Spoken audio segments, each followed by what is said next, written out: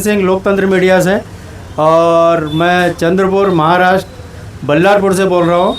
और जैसा आपको पता है कि मेरा एक कार्यक्रम चलता है जनता की चौपाल, तो मुझे लगा कि क्यों ना एक अभी ज्वलंत मुद्दा चल रहा है महाराष्ट्र में, हिंदी बनाम मराठी, तो ये काफ़ी ज्वलंत मुद्दा है। तो क्यों ना इस पर कुछ लोगों से चर्चा किया जाए, इस पे लोगों का मत जाना जाए कि क्या देश में, क्या भाषा के नाम पे लोगों को अलग किया जाएगा, क्या देश में वो समय आ गया है कि भाषा और धर्म के नाम पे ही अभी पूरा देश इधर उधर बढ़ जाएगा। तो इसी मुद्दे पे आज हमारे साथ बीजेपी के वरिष्ठ नेता जो है और एक अध्यक्ष भी रह चुके भाजपा शहर के, तो मैं उनसे आपकी मुलाकात कराऊंगा, उनसे आपकी रूबरू कराऊंगा। और ये भी आपको बता दूं वो खुद भी उत्तर भारतीय हैं, तो मैं उनके विचार जानूंगा कि सरकार भी उनके बीजेपी की और केंद्र में है, तो उसमें उनकी क्या प्रतिक्रिया है। मैं अगली मुलाकात हमारे काशी सिंह बीजेपी के कर्मठ नेता और दबंग नेता, मैं उनसे आपकी मुलाकात करूँगा। भैया नमस्कार। नमस्कार। सबसे पहले तो जो आपने बोला कि उत्तर भारतीय और मराठी का जो विषय है, ये विषय ही नहीं है, मैं इसको जगह से खारिज करता हूँ।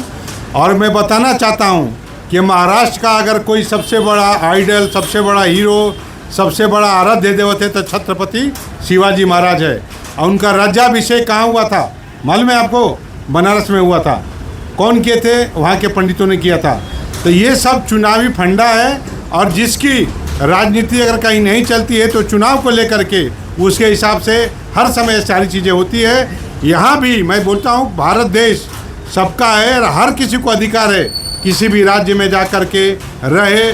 लेकिन मैं ये भी बोलना चाहूँगा यहाँ पे कि अब जिस प्रांत में जा कर के काफ़ी दिनों से रह रहे हैं, तो ये किसी दबाव के लिए नहीं, आपके सहूलियत के लिए। अगर आप लोकल में जाते हैं, आप जैसे देहात में जाते हैं, यहाँ महाराष्ट्र में उसको हम खेड़े बोलते हैं, जैसे अपने तरफ उसको देहात बोलते हैं। देहात में आज भी आप जाएंगे तो जिस क्षेत्र में आप रहते हैं, जिस प्रांत में रहते हैं, वो भाषाएं लोकल भाषा बोली जाती है। तो ज़रूर मैं ये भी बोलूँगा कि ज़रूर भाषा सीखना चाहिए, मगर उसको ले करके कोई ज़बरदस्ती बोलता है, नहीं बोलोगे तो मारेंगे, भगाए जाएंगे, तो मैं इसका निषेध करता हूँ, तीव्र शब्दों में निषेध करता हूँ। हमारे मोदी जी, हमारे देवेंद्र फडणवीस जी, सुधीर बाबू ने भी बताया, ये सारी चीज़ें इसको अपने आप को। और हमारे महाराष्ट्र में, महाराष्ट्र जो है आज पूरे देश में एक अव्वल दर्जे का स्टेट है और आगे बढ़ रहा है। इसको किस तरह से विदेशी ताकते हैं, और पहले भी आपने देखा होगा जो आक्रमणकारी है, इसी तरह से जो सिचुएशन दिख रहा है, इसी तरह से देश को बर्बाद करने का, हमारे महाराष्ट्र को बर्बाद करने का। और बहुत सारे वीडियो में देख रहे हैं, आप भी देख रहे होंगे, हमारा मुंबई आज देश की एक आर्थिक राजधानी है, उस पर कौन से लोग इसके पीछे षड्यंत्र रच रहे हैं, उनका कब्जा होना चाहिए। तो इस तरह के सिचुएशन पैदा करके, लोगों को डिवाइड करके, लोगों को आपसी झगड़े करा करके वो अपना राज स्थापित करना चाहते हैं। आपने देखा होगा, आप बल्लारपुर शहर में देखिए, यहाँ हमारा बल्लारपुर शहर एक मिनी भारत के नाम से जाना जाता है।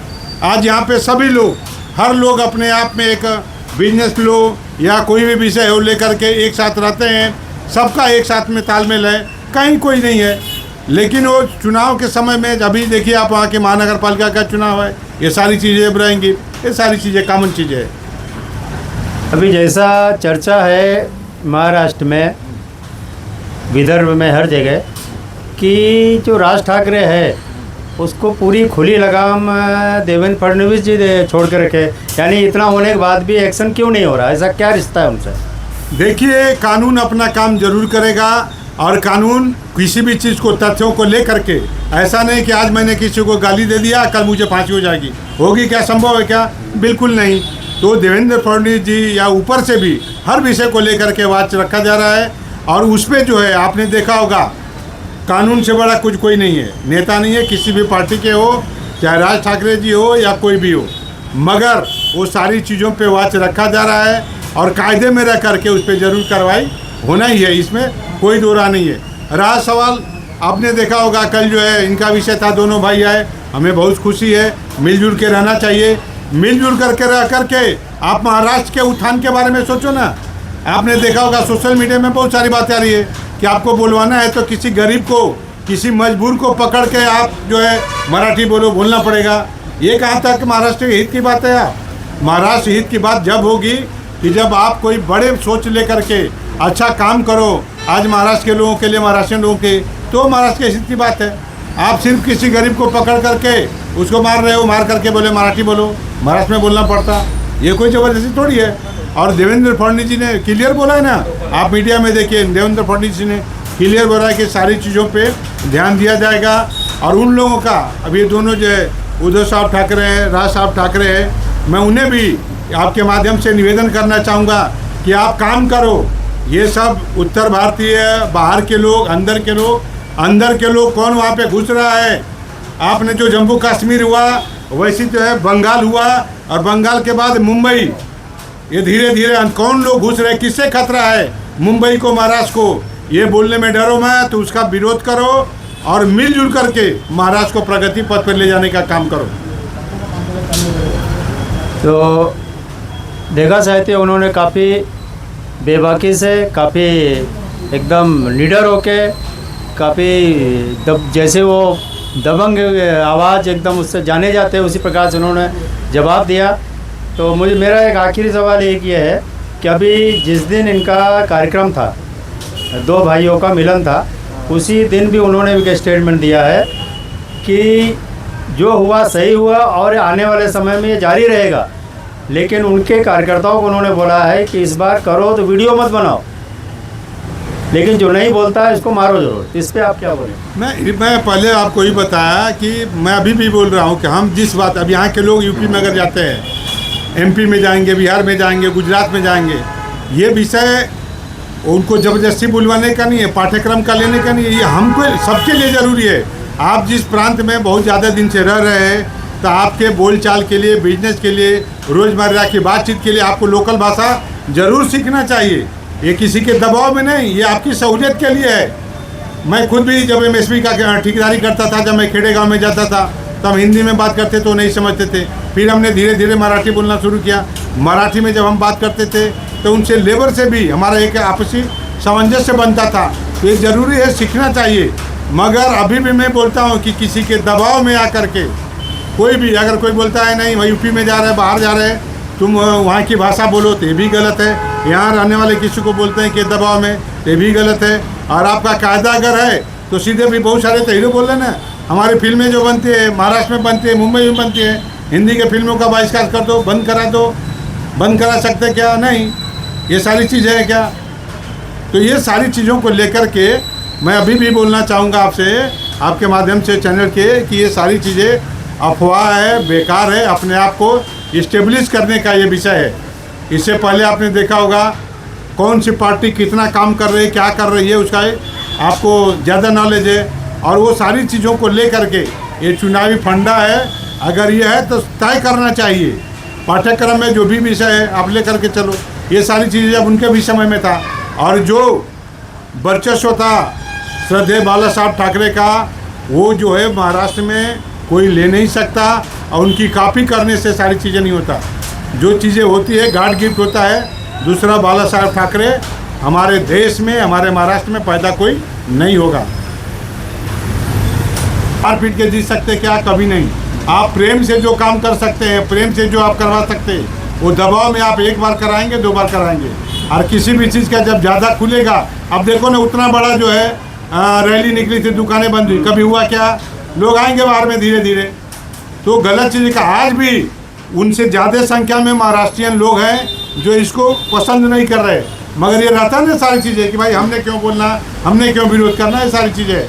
आज कितने लोग आप देख रहे हैं बल्लारपुर शहर में, हमारे कहीं ऐसी तरह की बातें हैं क्या? ये सिर्फ मुंबई में है, बाहर में ये सारी चीज़ें धीरे धीरे ख़त्म होंगी। और उसका नतीजा ये पब्लिक है, सब जानती है।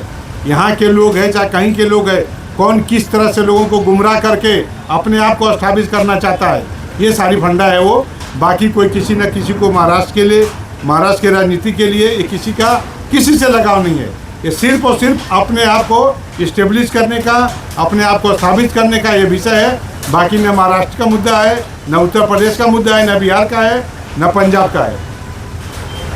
तो देखा साथियों किस प्रकार से उन्होंने अपना एक बोलते हैं ना चतुर, जो बोलते हैं ना चाणक्य नीति के हिसाब से उन्होंने अपना पूरा जवाब दिया।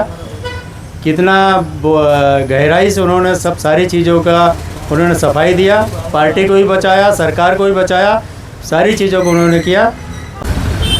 तो अभी उसी कड़ी में जो आपको जैसी बताया, हमारी चौपाल में हमारे साथ भाजपा के वरिष्ठ नेता श्रीनिवास तोटावार जी, वो भी हमारे साथ मौजूद है और वो भी साउथ से आते हैं। उनकी भी प्रतिक्रिया जानेंगे कि जिस प्रकार से साउथ में भी शुरुआत है, तमिलनाडु इधर उधर जाओ, वहाँ भी ये सिस्टम शुरू है।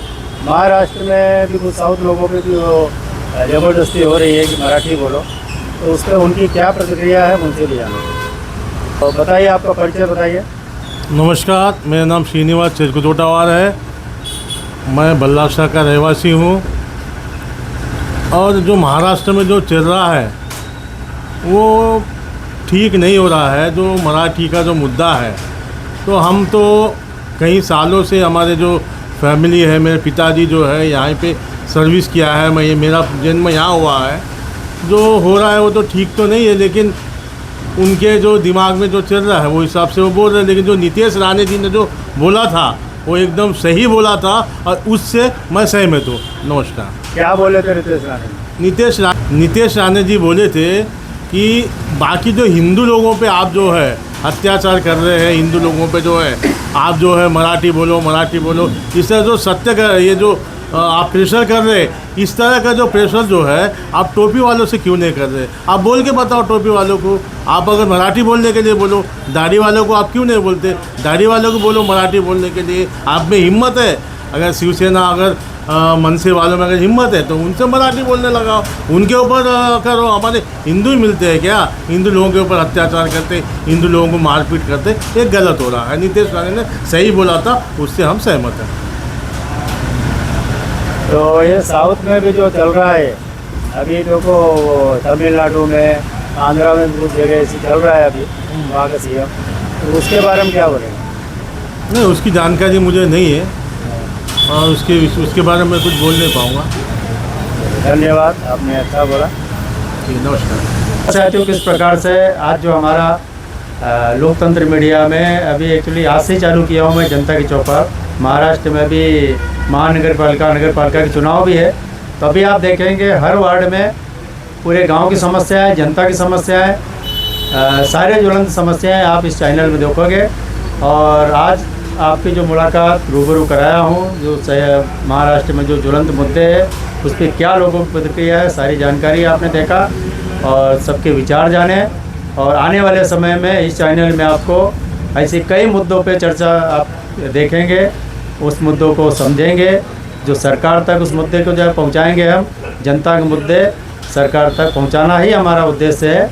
और आज हम इसी कड़ी में हमारे इस बल्लारपुर से, महाराष्ट्र से, अभी मैं आज का इस जनता की चौपाल का कार्यक्रम यहीं अभी स्थगित करता हूं और आने वाले समय में हम फिर से मिलेंगे। जय हिंद, जय भारत, जय भारत।